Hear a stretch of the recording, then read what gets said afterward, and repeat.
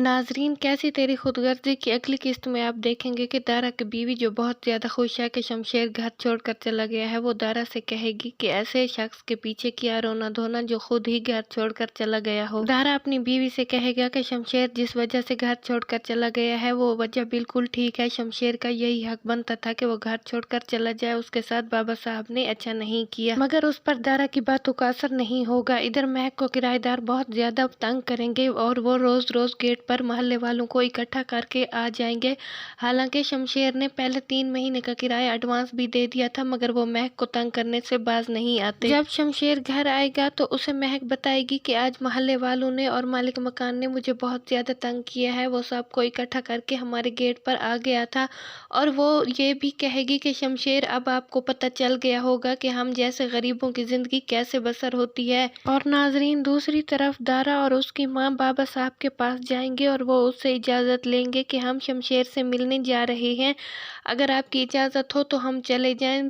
और बाबा साहब उनसे कहते हैं कि हाँ चले तो जाओ, मगर आखिरी बार उससे मिल आना, क्योंकि मैं शमशेर को अपनी जायदाद से आग करने वाला हूँ। मैं ऐसी नाफरमान औलाद को कभी भी अपनी जायदाद में हिस्सा नहीं दे सकता। दारा और उसकी माँ शमशेर से मिलने चले जाते हैं। वहाँ जाकर शमशेर की माँ उसे बहुत ज़्यादा प्यार करती है और दारा उसे समझाने लगता है कि शमशेर तुम बाबा साहब से टक्कर मत लो, वो बहुत ताकतवर है। मगर शमशेर कहते हैं कि मैं भी उसी का बेटा हूँ। शमशेर की माँ को इस बात पे गुस्सा आ जाता है और वो शमशेर के मुंह पर एक जोरदार थप्पड़ मारती है, क्योंकि वो नहीं चाहती कि शमशेर बाबा साहब के मुकाबले में खड़े हों। वो जानती है कि बाबा साहब बहुत ताकतवर हैं।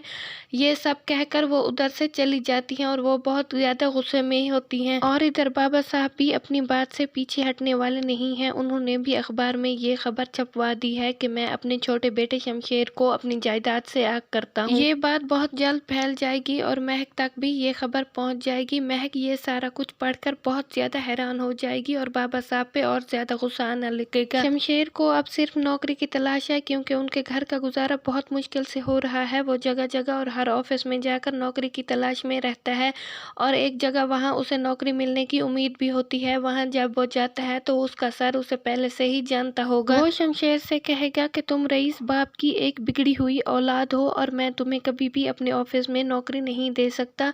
शमशेर को उसकी बात पर बहुत ज्यादा गुस्सा आएगा और वो पानी का गिलास टेबल से उठाकर उसके मुंह पर दे मारेगा। जब शमशेर वहां से गुस्से में घर आएगा तो वो महक से कहेगा कि पुलिस स्टेशन चलो। वो पुलिस स्टेशन जाकर अपने बाबा साहब के खिलाफ रिपोर्ट लिखवाने लगते हैं। पुलिस वाला उससे कहता है कि इस शहर में किसकी शामत आ गई है, क्योंकि वो नहीं जानता कि इन बाप बेटे में अलहदगी हो गई है। शमशेर निडर होकर कहता है कि दिलावर साहब की शामत आ गई, अपने बाप का